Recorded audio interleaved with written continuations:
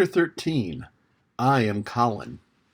Mary took the picture back to the house when she went to her supper, and she showed it to Martha. Said Martha with great pride. I never knew our Dickon was as clever as that. There's a picture of a missel thrush on her nest, as large as life and twice as natural. Then Mary knew that Dickon had meant the picture to be a message. He had meant that she might be sure that he would keep her secret. Her garden was her nest, and she was like a missel thrush. Oh, how she did like that queer common boy. She hoped he would come back the very next day, and she fell asleep looking forward to the morning. But you never know what the weather will do in Yorkshire, particularly in the springtime. She was awakened in the night by the sound of rain beating with heavy drops against her window. It was pouring down in torrents, and the wind was wuthering around the corners and in the chimneys of the huge old house. Mary sat up in bed and felt miserable and angry. The rain is as contrary as I ever was, she said. It came because I knew I didn't want it. She threw herself back on her pillow and buried her face. She did not cry, but lay and hated the sound of the heavy beating rain. She hated the wind and its wuthering. She could not go to sleep again. The mournful sound kept her awake because she felt mournful herself. If she had felt happy, it would probably have lulled her to sleep. How it wuthered, and how the big raindrops poured down and beat against the pane. It sounds just like a person lost on the moor and wandering on and crying, she said.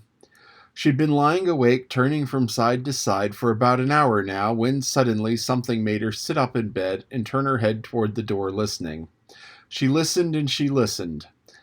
It isn't the wind now, she said in a loud whisper. That isn't the wind. It's different. It's a crying I heard before. The door of her room was ajar, and the sound came down the corridor, a far-off, faint sound of fretful crying. She listened for a few minutes, and each minute she became more and more sure. She felt as if she must find out what it was. It seemed even stranger than the secret garden and the buried key. Perhaps the fact that she was in a rebellious mood made her bold. She put her foot out of the bed and stood on the floor. I'm going to find out what it is, she said. Everybody is in bed, and I don't care about Mrs. Medlock. I don't care. There was a candle by her bedside, and she took it up and went softly out of the room. The corridor looked very long and dark, but she was too excited to mind that. She thought she remembered the corridor she must turn to find the short corridor with the door covered with tapestry, the one Mrs. Medlock had come through the day she lost herself.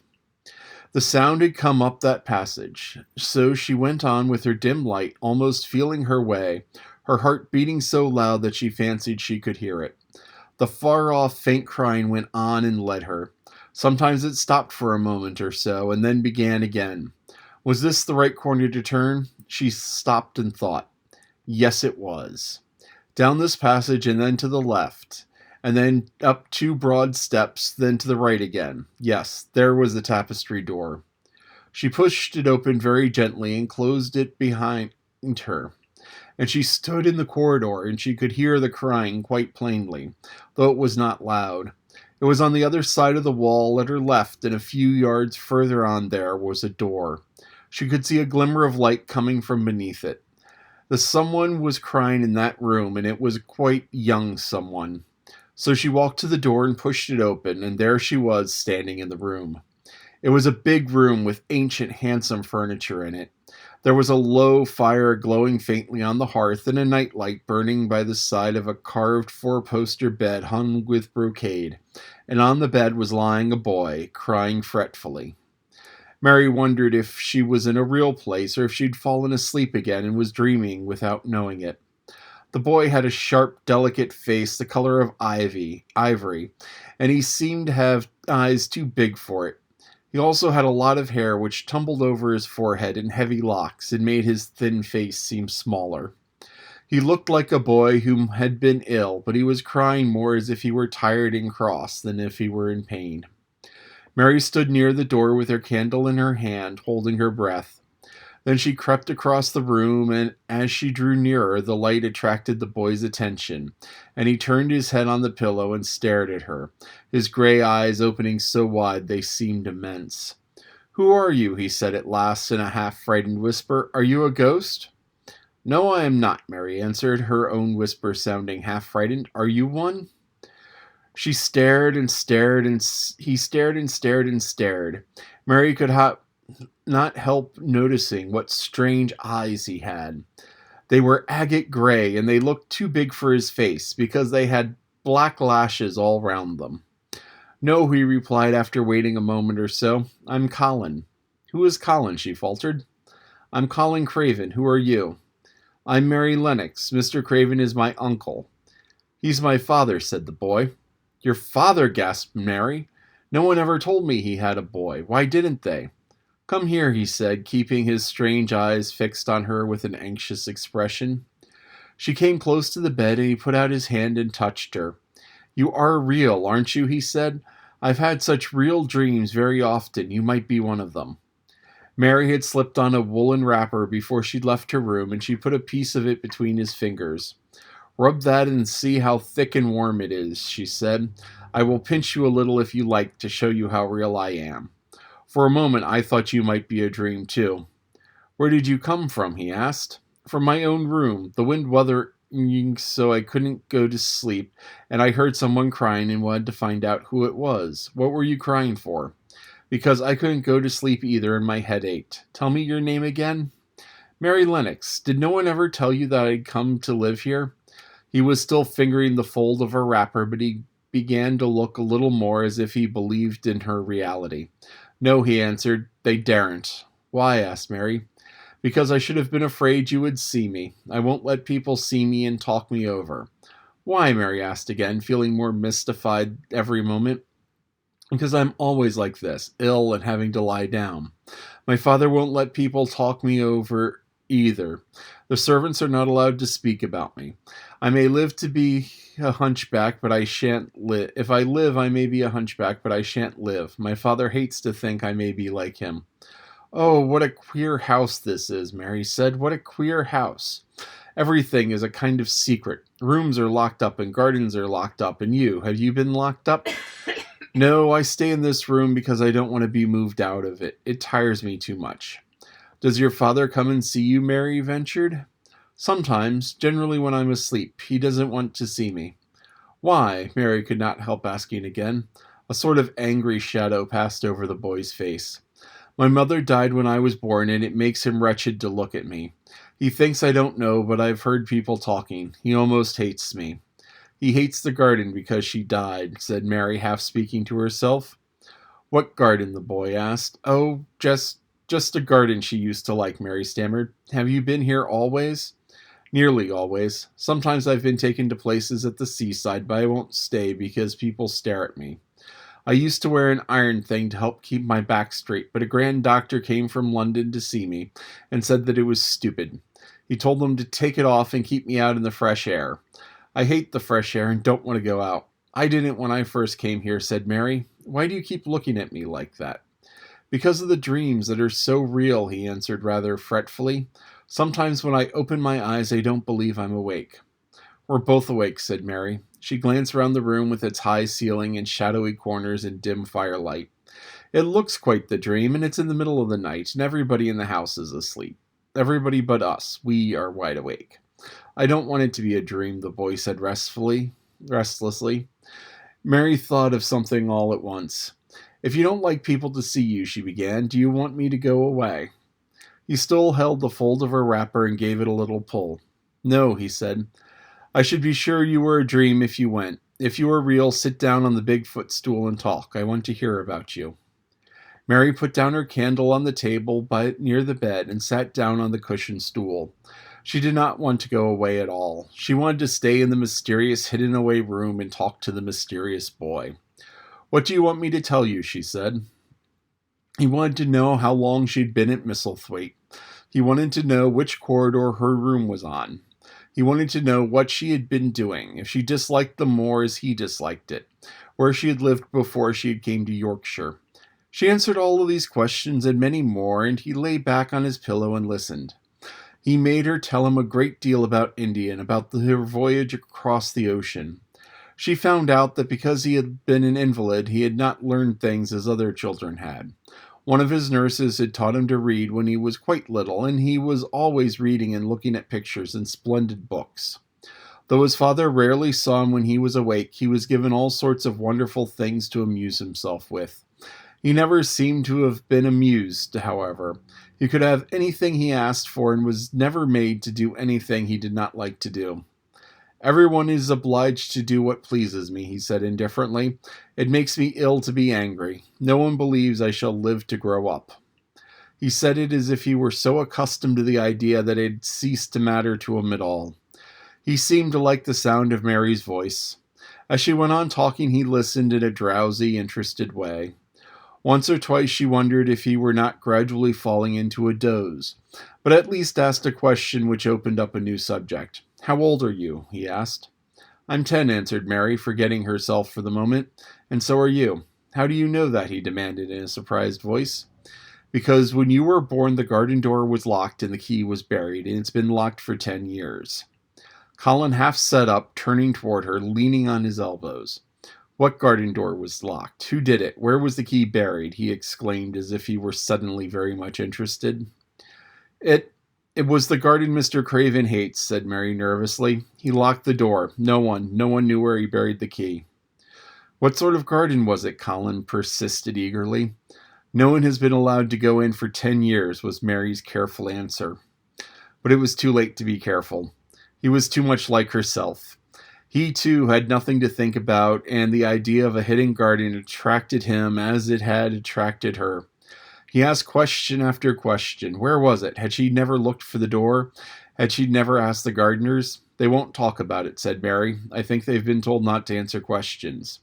"I would make them," said Colin. "Could you?" Mary faltered, beginning to feel frightened. "If you could make people answer questions, who knew what might happen?" "Everyone is obliged to please me. I told you that," he said. "If I were to live, this place would sometime belong to me. They all know that. I would make them tell me." Mary had not known that she herself had been spoiled, but she could see quite plainly that this mysterious boy had been. He thought that the whole world belonged to him. How peculiar he was, and how coolly he spoke of not living. "Do you think you won't live?" she asked, partly because she was curious and partly in hoping of making him forget the garden. "I don't suppose I shall," he answered as indifferently as he had spoken before. "Ever since I remember everything, I have heard people say I shan't. At first they thought I was too little to understand, and now they think I don't hear, but I do. My doctor is my father's cousin. He is quite poor, and if I die he will have all Misselthwaite when my father is dead. I should think he wouldn't want me to live." "Do you want to live?" inquired Mary. "No," he answered in a cross, tired fashion, "but I don't want to die. When I feel ill, I lie here and think about it until I cry and cry." "I have heard you crying 3 times, Mary said, "but I did not know who it was." "Were you crying about that?" She said she did so want him to forget the garden. "I dare say," he answered. "Let us talk about something else. Talk about that garden. Don't you want to see it?" "Yes," answered Mary in a quiet, low voice. "I do," he went on persistently. "I don't think I ever really wanted to see anything before, but I want to see that garden. I want the key dug up. I want the door unlocked. I'd like them to take me there in my chair. That would be getting fresh air. I'm going to make them open the door." He had become quite excited, and his strange eyes began to shine like stars, and looked more immense than ever. "They have to please me," he said. "I will make them take me there, and there I will let you go too." Mary's hands clutched each other. Everything would be spoiled. Everything. Dickon would never come back. She would never again feel like a missel thrush with a safe hidden nest. "Oh, don't do that," she cried out. He stared as if he thought she had gone crazy. "Why?" he exclaimed. "You said you want to see it." "I do," she answered almost with a sob, "but if you make them open the door and take you in like that, it will never be a secret again." He leaned still farther forward. "A secret?" he said. "What do you mean? Tell me." Mary's next words almost tumbled over one another. You see," she panted. "If no one knows but ourselves, if there was a door hidden somewhere under the ivy, if there was, and we could find it, and if we could slip through it together and shut it behind us, no one would know anyone was inside. We called it our garden and pretended that we were missile thrushes, and it was our nest, and we played there almost every day and dug and planted seeds and made it all come alive. Is it dead? He interrupted her. It soon will be if no one cares for it, she went on. The bulbs will live, but the roses. He stopped her again, as excited as she was herself. What are bulbs? He put in quickly. They're daffodils and lilies and snowdrops. They're working in the earth now, pushing up pale green points because the spring is coming. Is spring coming? He said. What is it like? You don't see it in the rooms if you're ill. It is the sun shining on the rain and the rain falling on the sunshine and things pushing up and working under the earth, said Mary. If the garden was a secret and we could get into it, we could watch things grow bigger every day and see how many roses are alive. Don't you see? Don't you see how much nicer it would be if it were as a secret? He dropped back on his pillow and lay there with an odd expression on his face. I never had a secret, he said, except that one about not living to grow up. They don't know that I know that, so it's sort of a secret. But I like this kind better. If you won't make them take you to the garden, pleaded Mary, perhaps. I feel almost sure I can find out how to get you in sometime. And then, if the doctor wants you to go out in your chair, and you can always do what you want to do. Perhaps we might find some boy who would push you, and we could go alone, and it would always be a secret garden. I should like that, he said very slowly, his eyes looking dreamy. I should like that. I should not mind fresh air in a secret garden. Mary began to recover her breath and felt safer, because the idea of keeping the secret seemed to please him. She felt almost sure that if she kept on talking, and could make him see the garden in his mind as she had seen it, he would like it so much that he could not bear to think that everybody might tramp into it when they chose. I'll tell you what I think it would be like if we could go into it, she said. It's been set up for so long that things have grown into a tangle, perhaps. He lay quite still and listened while she went on talking about the roses, which might have clambered from tree to tree and hung down, about the many birds which might have built their nests there because it was so safe. And then she told them about the robin and Ben Weatherstaff, and there was so much to tell about the robin, and it was so easy and safe to talk about it, that she ceased to be afraid. The robin pleased him so much that he smiled until he looked almost beautiful. And at first Mary had thought that he was even plainer than herself, with his big eyes and heavy locks of hair. I did not know birds could be like that, he said, but if you stay in a room you never see things. What a lot of things you know. I feel as if you had been inside that garden. She did not know what to say, so she did not say anything. He evidently did not expect an answer, and the next moment he gave her a surprise. I'm going to let you look at something, he said. Do you see that rose-colored silk curtain hanging on the wall over the mantelpiece? Mary had not noticed it before, but she looked up and saw it. It was a curtain of soft silk hanging over what seemed to be a picture. Yes, she answered. There's a cord hanging from it, said Colin. Go and pull it. Mary got up, much mystified, and found the cord. When she pulled, the silk curtain ran back on rings, and when it ran back, it uncovered a picture. It was the picture of a girl with a laughing face.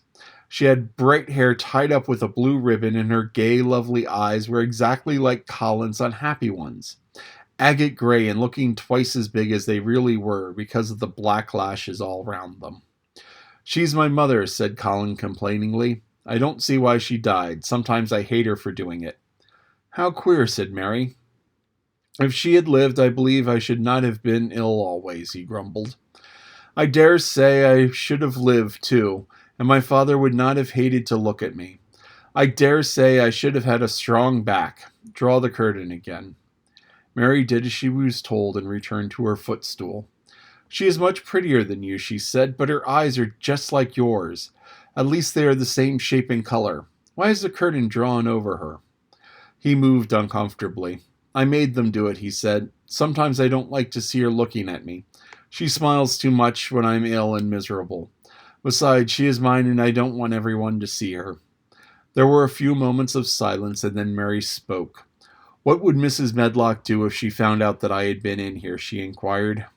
She would do as I told her to do, he answered, and I should tell her that I wanted you to come here and talk to me every day. I'm glad you came.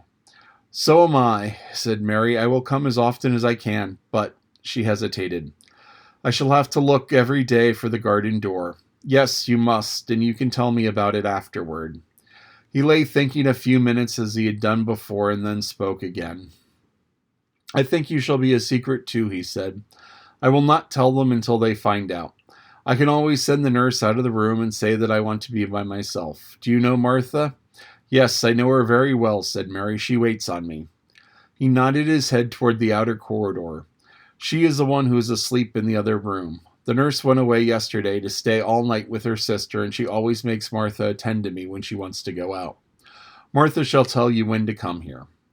Then Mary understood Martha's troubled look when she had asked questions about the crying. Martha knew about you all the time, she said. Yes, she often attends to me. The nurse likes to get away from me, and then Martha comes. I have been here a long time, said Mary. Shall I go away now? Your eyes look sleepy. I wish I could go to sleep before you leave me, he said rather shyly. Shut your eyes, said Mary, drawing her footstool closer, and I will do what my ayah used to do in India. I will pat your hand and stroke it and sing something quite low. I should like that, perhaps, he said drowsily. Somehow she was sorry for him and did not want to see him lie awake, so she leaned against the bed and began to stroke and pat his hand and sing a very low, chanting song in Hindustani. That is nice, he said, more drowsily still, and she went on chanting and stroking. But when she looked at him again, his black lashes were lying close against his cheek, for his eyes were shut and he was fast asleep. So she got up softly, took her candle, and crept away without making a sound.